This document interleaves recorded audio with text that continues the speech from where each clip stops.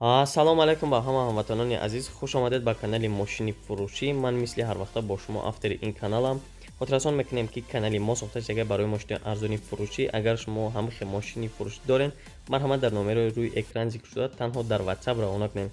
дар видеои имрӯза бисёртар мошинои дар комментари нависагира мондагем, ҳатман тамошо мекунем. беҳтарин мошиноҳое дар рафти тамошо шумо пай мебарен. ва фаромӯш намекунем шахсоне ки меҳмонанд ҳатман дар канал обуна мешавем ва зангулачаро зер мекунем то ин ки якумӣ шуда видеои моро тамошо кунем. ва мо мегзарем ба видеои имрӯзаи хеш.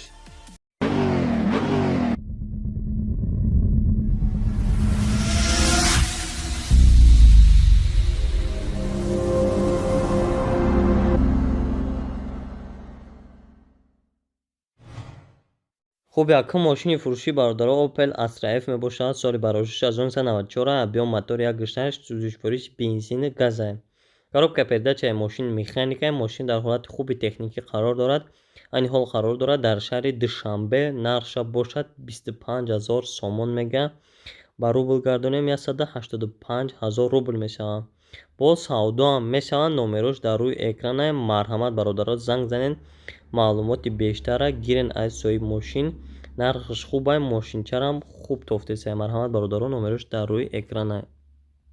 хуб, мегзарем ба мошини навбатӣ. Daewoo Matiz мошини навбатӣ соли барошиш 1999. бисёр бародаро хоҳиш карданд, дар комментария нависа будед. марҳамат, соли барошиш 1999, объем мотори 1.1 сӯзишвориш бензини холӣ. мошин дар ҳолати хуби техникӣ қарор дорад дар ёвон. нарша бошад 11000 сомон мега, ба рубл гардонем 88000 рубл мешавад.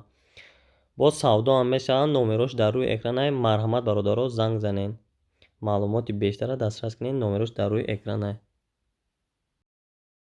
мошини навбатӣ дӯстон, Chevrolet Lacetti ки соли барошиш 2007, объем мотори 1.6 сӯзишвориш бензини газ аст. коробка передачи механикаи мошин дар ҳолати хуби техникӣ қарор дорад дар шаҳри Душанбе. чихеле ки шумо дидесен 1616 такси аст. нарша бошад 28000 сомон мега, ба рубл 225000 рубл мешавад. номерош дар рӯи экран аст. хуб, соҳиби мошин мега ки 1 сола ҳуҷҷат дорад, документ 3 сола литсензия дорад, кондитсионер кор мекунад, ягон дард надорад, сабаби фурӯхтан срочно пул дар кошидан. марҳамат бародаро, номерош дар рӯи экран аст. мошини навбатӣ бародаро Opel Zafira мебошад ки соли барошиш 1999, объем мотори 1.8 сӯзишвориш бензин газ. коробка передачаи мошин механикаи мошин дар ҳолати хуби техникӣ қарор дорад дар шаҳри Хуҷанд. нарша бошад 48000 сомон мега, ба рубл 380000 мешавад. бо савдоам мешавад. номерош дар рӯи экран аст. соҳиби мошин мега мошина состояниш беҳтарин аст. мотор 1.8 звер, кондитсионер ях, гази евро 4, техосмотр 5 моҳи дига дорад. коробка, ходовои мотор ҳама 100%. мошин ягон кор надорад, мошин задагӣ нест. марҳамат бародаро, номерош дар рӯи экран аст. занг занед, бо маълумоти бештара худтон дастрас кунед. мошини навбатӣ дӯстон, Opel Astra F мебошад ки бисёр бародаро хоҳиш карданд, дар комментария нависа буданд. соли барошиш 1993, объем мотори 1.6 сӯзишвориш бензин газ. коробка передачаи мошин механик мошин дар ҳолати хуби техникӣ қарор дорад дар Спитамен. нарша бошад 25000 сомон мега, ба рубл 201000 рубл мешавад. бо савдо мешавад. марҳамат бародаро, номерош дар рӯи экран аст. соҳиби мошин мега ки мошина ҳамаш 100% аст. техосмотр то ноябр аст, документош ҳамаш ҳаст. мошин молодёжный карда, бо савдо мешавад. марҳамат бародаро, номерош дар рӯи экран аст. мошини навбатӣ дӯстон, мошини арзон аст. Nexi Daewoo аст. соли барошиш 1995, объем мотори 1.6 сӯзишвориш бензин ва газ аст. коробка передачаи мошин механикаи мошин дар ҳолати хуби техникӣ қарор дорад дар шаҳри Душанбе. нарша бошад 9000 сомон мега, ба рубл 72000 мешавад.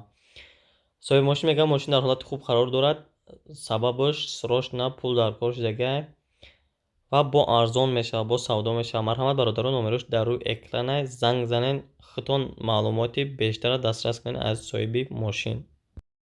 навбатӣ дӯстон, Opel Astra F ки соли барошиш 1996, объем мотори 1.6, коробка передачи механика сӯзишвориш бензини газ. мошин дар ҳолати хуби техникӣ қарор дорад дар шаҳри Душанбе. нарша бошад 30000 сомон мега, ба рубл 241000 рубл мешавад. соҳиби мошин мега мошини ядаста дар шаҳр гаштага, состояниш соз аст. хидмаи вагон гирифтагӣ мешавад. документош то сентябр 4 баллон нав, мотор гарантия аз хати аст. марҳамат бародаро номерош дар рӯи экран аст. Занг занед, маслиҳат кунед, варианти худтонам пешниҳод кунед. мошини навбатӣ бародаро Nexi Daewoo аст. Соли барораши 1996, объем мотор 1.6, сӯзишвориш бензин, газ, коробка передачаш механик. мошин дар ҳолати хуби техникӣ қарор дорад. Дар шаҳри Душанбе нархша бошад 15000 сомон мегӯяд, ба рубли 120000 рубл мешавад, бо савдо ҳам мешавад. марҳамат бародаро номерош дар рӯи экран аст.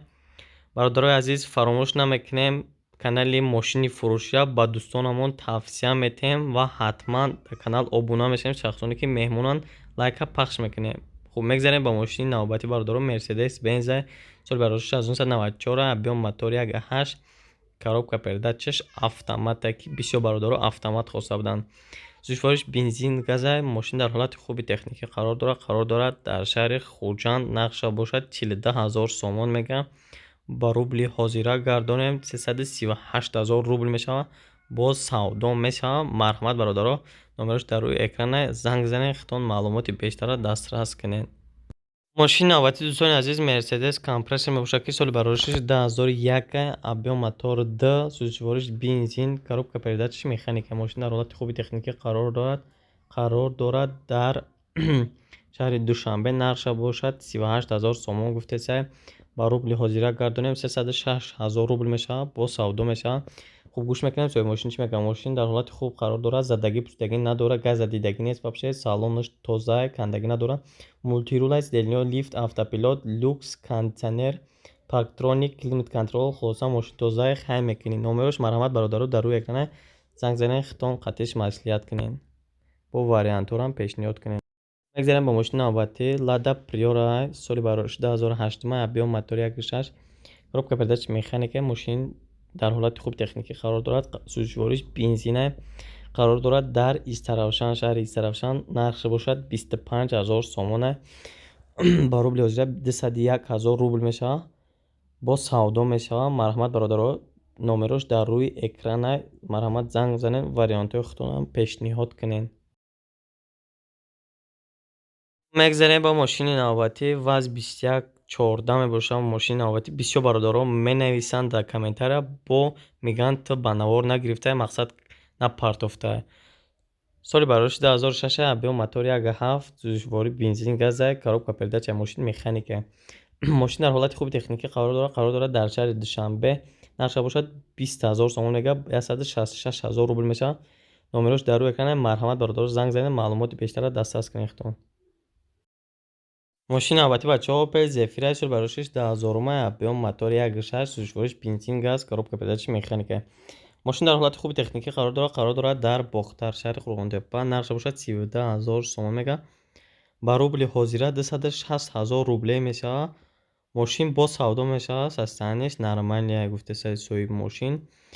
марҳамат бародаро шахсоне ки интересоват мекардагӣ буден дар Zafira гуфта буден. марҳамат бародаро Opel Zafira номерош дар рӯи экран аст. занг занед. хуб бародарои азиз, мегзарем ба мошини навбатӣ Opel Astra F ки соли барораши 1990, Opel Caravan сӯзишвориш бензин, газ, коробка передача механика. мошин дар ҳолати хуби техникӣ қарор дорад. дар Кӯлоби Бостонӣ нархша бошад 16000 сомон мегӯяд, ба рубли ҳозира 128000 рубл мешавад.